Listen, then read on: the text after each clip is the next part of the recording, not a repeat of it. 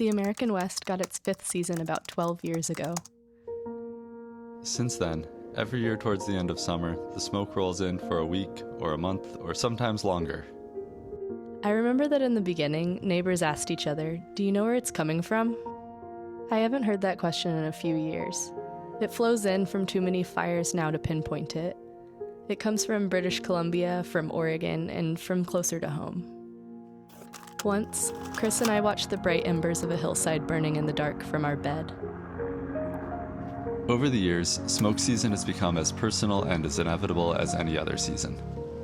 Checking the air quality has become as familiar as checking the weather, and if we stayed inside on every smoky day, we'd go stir crazy. So on a lightly hazy morning, we decided to hit the road for a weekend bike trip a couple of hours from our home.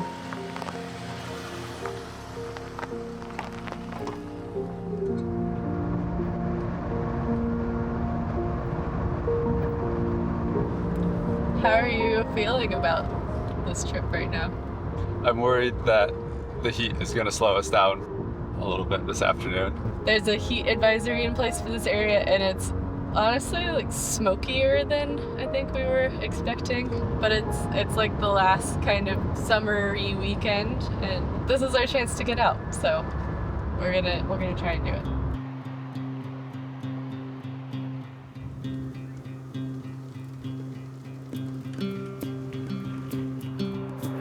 We just left the town trailhead in Winthrop at the start of our trip, and of course we got here and we'd each forgotten multiple things, but the most important thing is that Chris forgot a helmet. Hi Chris. Hi. What do you have there? I have a shiny pre-scuffed rental helmet because I left mine at home. Now we're finally ready to ride. A little bit later than we meant to, but that's all right. Winthrop lies in the middle of the Methow River Valley in north central Washington. Surrounded by forests and national parks, the valley relies on its proximity to recreation and a Wild West theme to draw tourism dollars. Behind this tourism-based economy is a small, tight-knit community of year-round residents. We happen to know a few of these fine folks, and that'll come in handy later. What a fancy new helmet! Let the climbing begin. How far do we have to go? We have about 20 miles. And it's like 3:30. We'll see.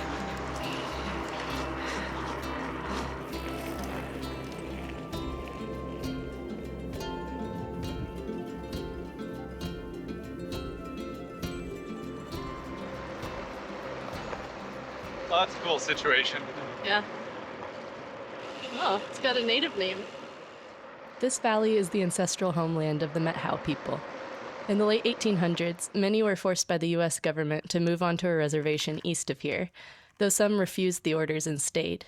Recently, the descendants of some of these people have been working with a local conservation group to regain legal ownership of some of their lands. This parcel, whose name translates to the hummingbird property, is one such place.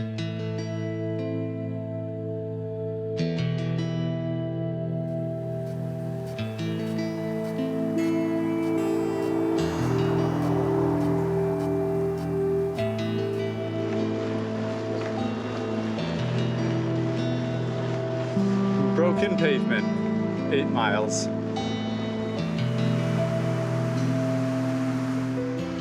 We just ran into some friends, and they told us about a swimming hole. It's late. But it's hot. Yeah. So we're conflicted. I mean, now that you say that we're conflicted, I feel like the answer is pretty obvious about what we should do. Go swimming? Yeah, I think we're gonna go swimming.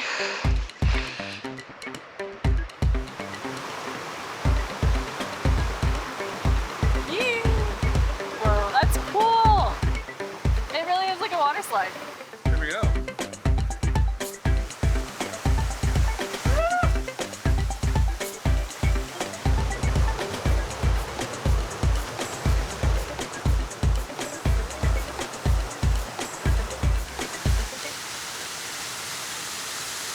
We have to find a place to camp. I mean, we could camp here. We could. But that would set us up for probably too big of a day for tomorrow. Probably. So for the last 10 years that we've lived in the Northwest, we have a fifth season They call it smoke season, and you never really know when it's going to show up, but it does. And there's a lot of not nice things about it, but one nice thing about it is that it makes sunsets spectacular. They are golden for hours. It's not just the golden hour. Well, it's about 6:15 and we've completed about half of the miles that we had hoped to today. Definitely don't regret that swimming hole though. No. So but if you are playing Bikepacker bingo at home and you have a square that says, well, we didn't get as far as we planned to today, you can put a little thing on that square. Anyway, the temperature's dropped, it feels great. We're biking uphill. That's what it is. And, I don't know, estimating another 5-ish miles before we just find a flat spot by the creek. I Call it heard good? 3. 3? You said 3 miles earlier. Okay. 3 to 5. Okay. Or 2, who knows? Who really knows?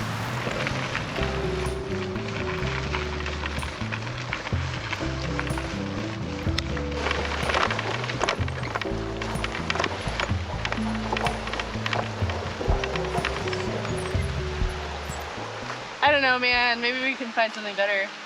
This looks too flat.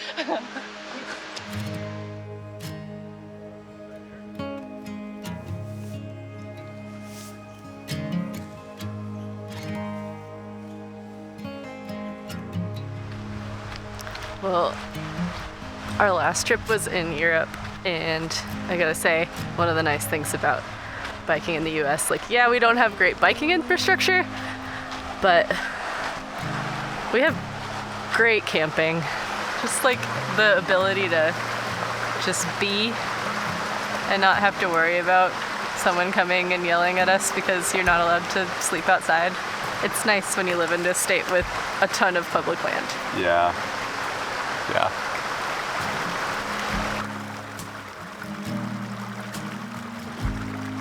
Good night.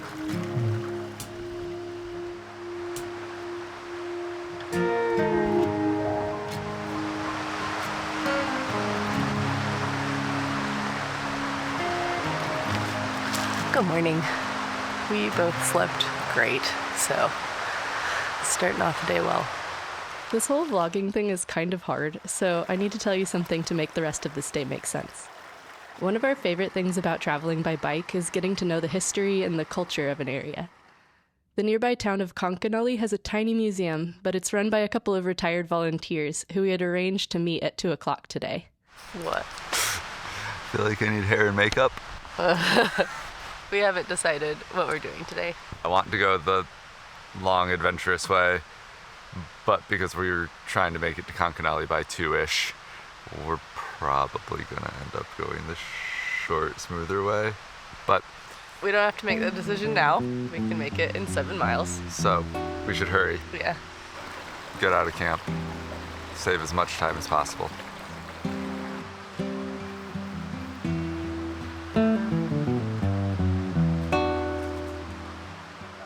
Smoke season is fairly new, but fire has been a part of these forests forever. Small, frequent, naturally occurring wildfires actually improve forest health by clearing dead trees and underbrush and recycling them back into the soil. Smoke from these small fires stays localized and short-lived, rather than blanketing whole states for weeks at a time. Unfortunately, in the early 1900s, state and federal land managers started putting out all fires at any cost, leading to a buildup of wood and underbrush in western forests. This overstock of fuel, combined with unsustainable logging practices and rising temperatures, has meant that many of today's fires burn much more intensely. Instead of small fires that improve forest health, we get catastrophic blazes that wipe out whole mountainsides. The good news is, we're actually fighting fire with fire. Like many native groups did for millennia, we've begun treating forests with a combination of forest thinning and setting managed fires in the fall and spring, when they're not likely to burn out of control. This is costly and time-consuming, so it'll be a long time before our forests return to a natural balance again. In the meantime, the smoke has become a part of life for those of us that live in the West. It's only 68 degrees, but I'm literally dripping sweat. It never looks as steep as it really is. We've been on the road for like 2 hours now, and we've gone about 7 miles. Honestly, we haven't stopped to film that much either, so you can't even blame that. It's just been steep, and it's gravel, and we're just kind of slow. So, but this is the longest and like most sustained climb on this trip. So hopefully things will get a little bit easier soon. We can make up the time. Try and get to Concanelli by 2. From here, if we go on our original route, the top of the first climb is 3 miles and So an hour. 1,260 feet. And then the second climb, and then the third climb, and then after that it's mostly Downhill. down. And then I guess, yeah, the other way is 5 miles of much more gradual up that. And then it's downhill for 15, 18 miles into Concanelli on the smoother road, less adventurous. Okay. And let's go. Okay.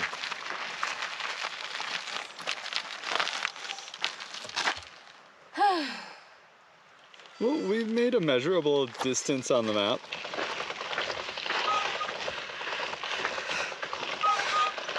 If we get cell phone service at the top of any of these passes, we'll call and reschedule and see if they can maybe meet us at 3:30 or 4. Otherwise, we're just gonna keep on grinding and trying to go as quickly as possible. But we just passed another friend Yeah, it has. Good.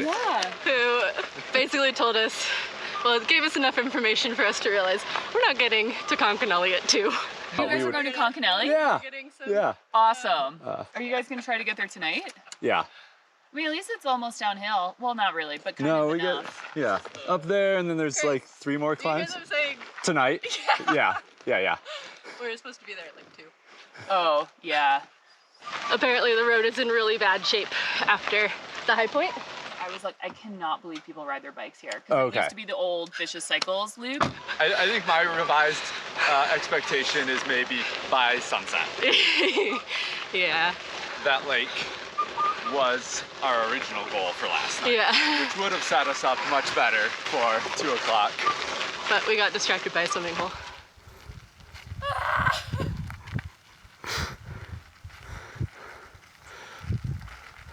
It's all down, then back up, then down, then back up, then downhill from here.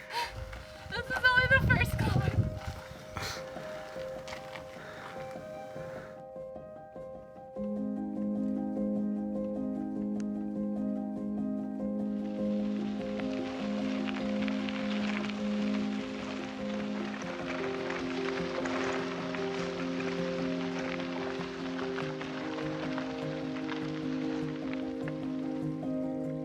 I'm pretty sure we just heard wolves howl.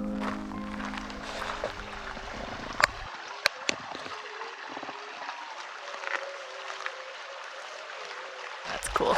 I've only heard that a couple times in my life. It's awesome to be in a place where you can hear that.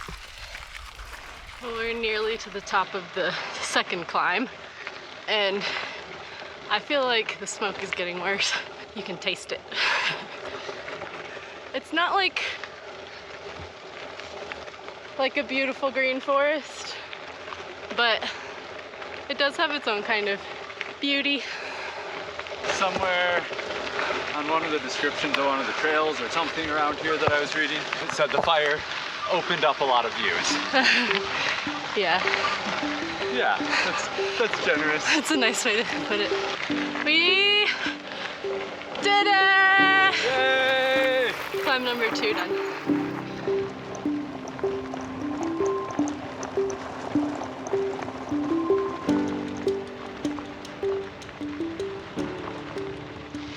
So it is now 3 o'clock, and we still have a mile to the top of our last big climb of the day. Let's see how much longer it takes us. At least so far, the road has been rutted. There's like a big rut in the road bed, which is not great for cars, but most of the road bed is totally rideable. There's more than enough room to move your bike. Hello? Hi, this is Chris. I talked to you a couple days ago, or talked to someone about coming to visit the museum in Concanelli, and Okay, the person you need is my brother. One moment. oh, okay. I want to... Hello. Hello. Hi, my name is Chris. I talked to someone a couple days ago about Yes. visiting the museum, and my wife and I are way behind schedule, so I don't know if we'll be able to make it in time to visit. There's no time limit. Well, okay, midnight's a little rough. Thanks so much. No problem. Bye-bye. Bye. Bye. All right, let's Bye. get down this hill.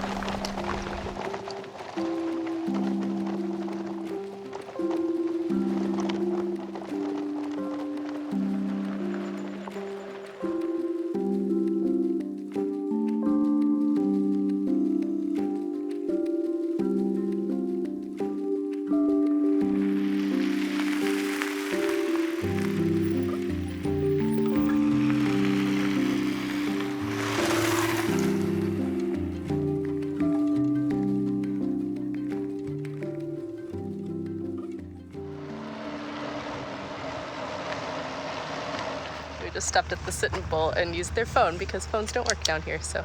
Now we're heading over to the museum to meet Calvin, and he'll let us in. I'm actually, like, one of the streets is called Silver Street. Is this a silver mining town? It was a silver mining town, which we learned from Calvin. Hi. Hello. You must be Calvin. Yes. Yay. All right. Come on in. Do a few lights.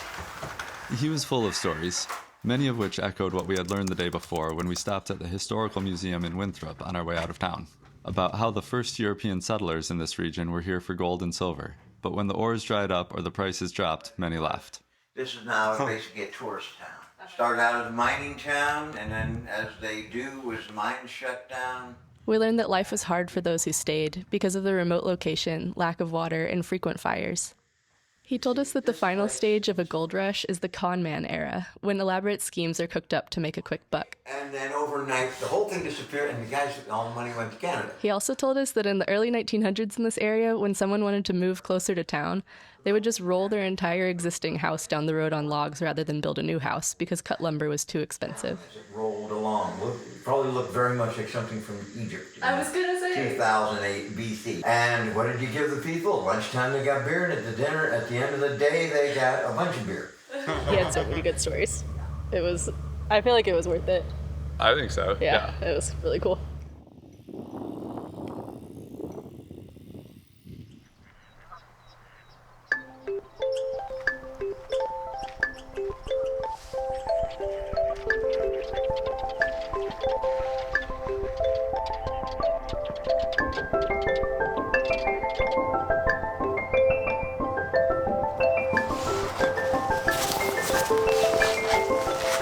We just left Concanelli after getting coffee and a burrito, which is kind of becoming a routine in small towns, going to little coffee stands and getting a coffee and a burrito.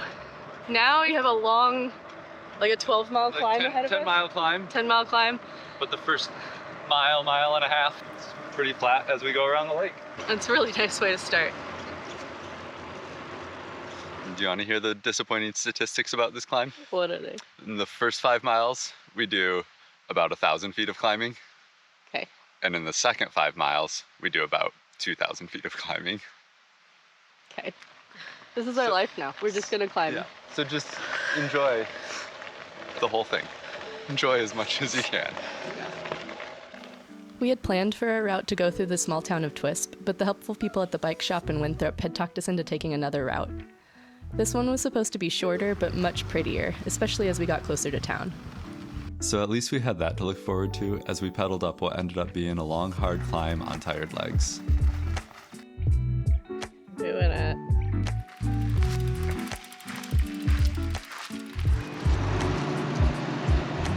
Magic! Love it. Fish? Yes.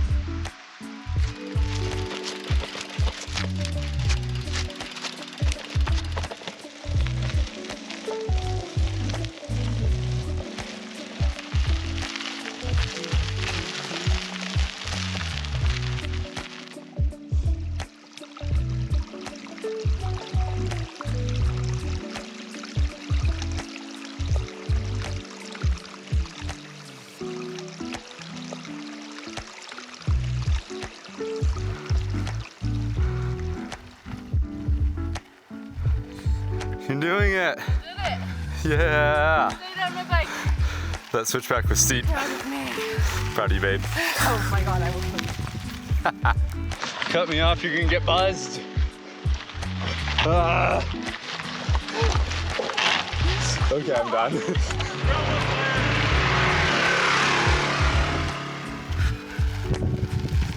Made it. Yeah.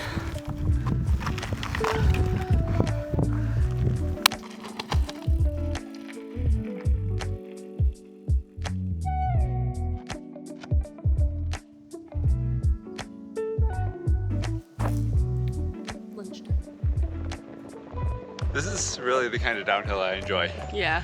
The kind that doesn't go by too fast. Yeah, that's true. that's true. But it's not all downhill back to Winthrop.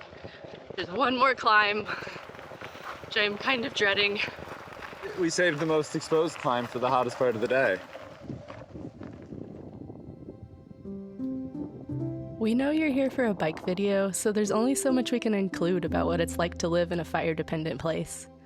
But there's so much more to say. About the ways the local trees have adapted to periodic blazes, helping them repel flames or regrow after a fire. How fires have become so frequent, locals struggle to afford or even get home insurance with wildfire coverage. How afterwards, the wildflowers erupt across the landscape, and we spend weekends excitedly searching for morel mushrooms. How fire can affect the water table, changing the course of streams. We could go on and on. But I guess what we want you to take away is that this is something of a love letter. Fire is hard on this place and these communities. But there's a beauty to these landscapes before and after a fire. To see it, it pays to stay curious.